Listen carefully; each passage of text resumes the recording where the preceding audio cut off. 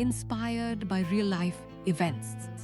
Narrator Ethan Brooks wake up at 2:58 a.m. inside a locked airport security office with flashing red lights and a federal agent saying, "Your passport data matches the identity used in an international smuggling operation." And in that moment, his entire world collapsed. Because just 6 hours earlier, he was a logistics coordinator working for a global freight company at Heathrow Airport, managing cargo schedules and shipment verification systems.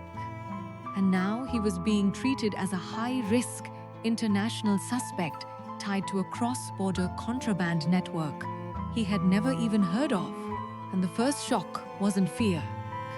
It was disbelief so deep it felt unreal, because Ethan's entire life was built around order, schedules, verification codes, and scanned barcodes that defined what was real and what was not. But now those same systems were defining him as the threat, and within hours, his airport access badge was deactivated, his workplace account locked, his apartment flagged under investigation hold, and an international security alert linked his identity to multiple flagged cargo shipments across 3 countries.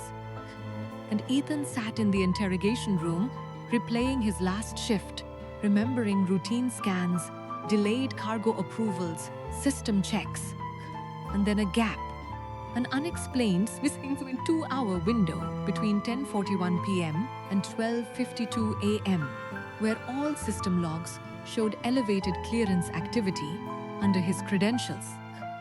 But he had no memory of initiating any of it.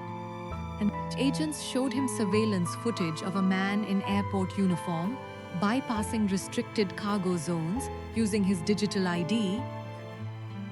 Ethan immediately said, "That's not me." But the officer replied, "The biometric system already confirmed it." And that sentence shattered something inside him, because it meant truth was no longer human, it was algorithmic.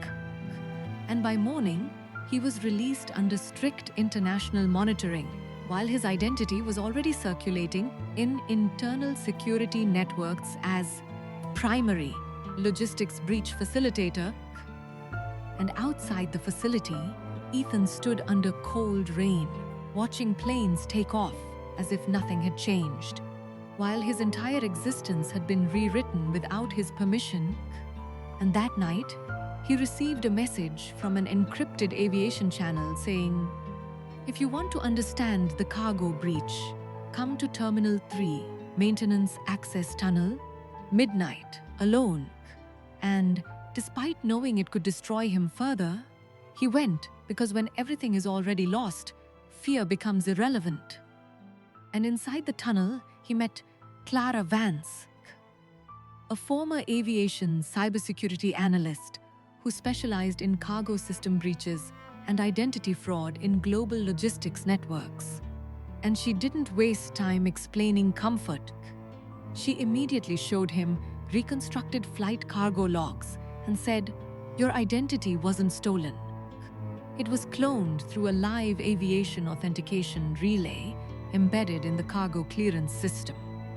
And Ethan instantly said, "Then I can prove I didn't do it."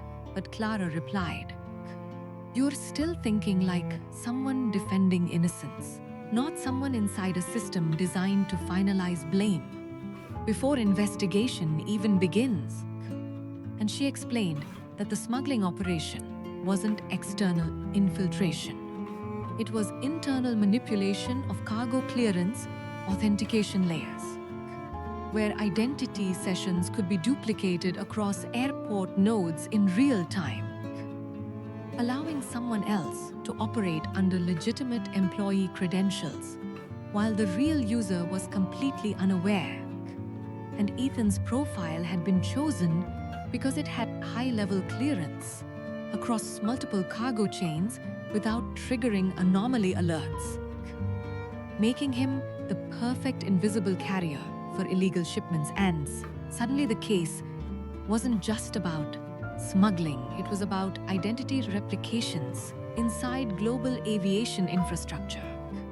And Clara offered him a choice: step away and let the system finalize him as the international suspect, or help her trace the authentication relay chain before it was permanently overwritten by aviation security containment protocols.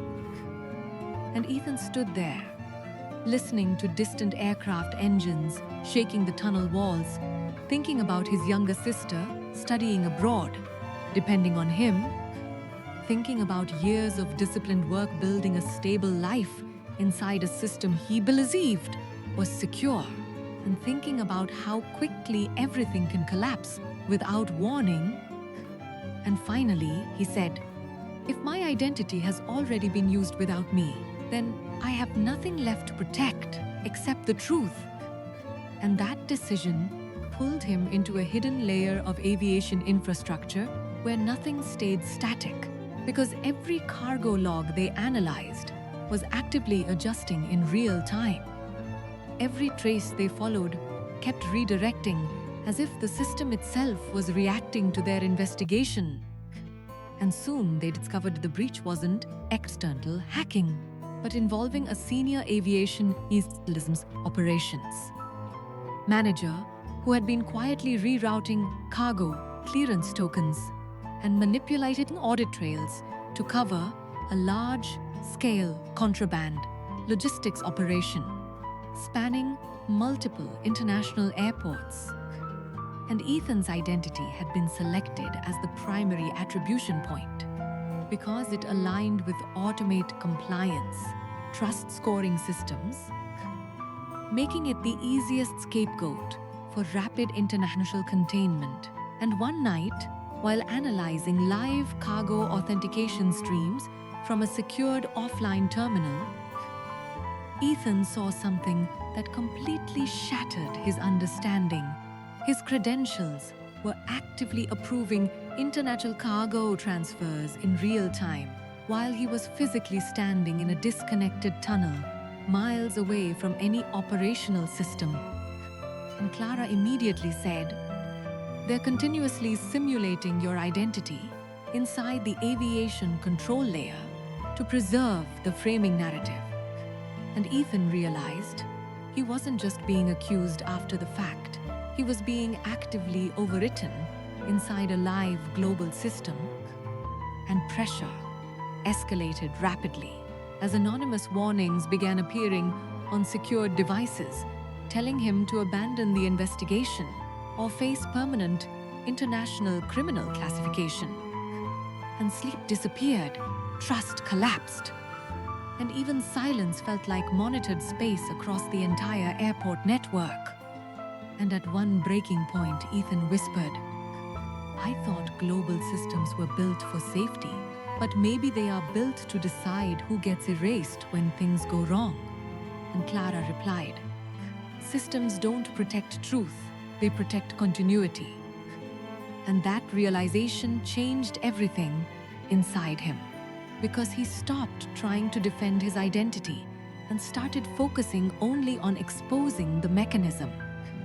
And as they dug deeper, they uncovered encrypted replication nodes inside aviation infrastructure that were continuously generating synthetic cargo logs to distribute blame across multiple employee identities, across different airports. And Ethan's profile had been amplified as the central attribution target because it reduced international investigative complexity and allowed rapid narrative closure for security authorities. And when they finally compiled enough verified encrypted evidence to trigger international aviation cybercrime escalation, containment protocols activated immediately, attempting to erase investigative traces across mirrored airport systems worldwide. And Clara said, "This is where most people disappear from the system without a trace." And Ethan replied, "Then I'll be the exception they can't overwrite across borders." And together they transmitted secured evidence packets to international federal aviation cybercrime authorities while preserving decentralized backup chains across independent nodes.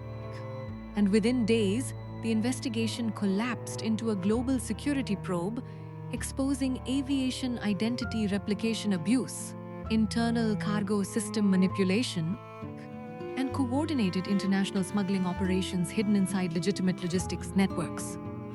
And arrests followed across multiple airport infrastructure teams, and when it was over, Ethan stood inside Terminal 3, watching planes land and take off like nothing had ever happened, realizing that the most dangerous truth about modern systems is not that they fail, but that they can assign failure to a single identity and make it look completely real. And a week later, when he met Clara one last time under the airport lights, she asked him, "What did this change in you?" And Ethan looked at the runway stretching into the night and said, "It showed me that identity is not what you are. It's what systems temporarily allow you to be." And she asked, "And what did you gain?" And after a long pause, he replied, "The understanding that truth doesn't survive inside controlled networks.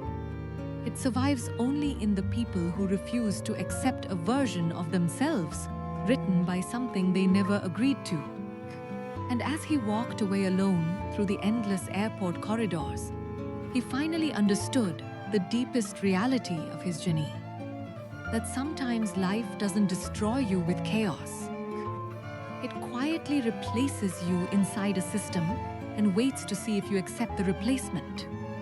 But real survival begins the moment you refuse as someone you were never meant to become.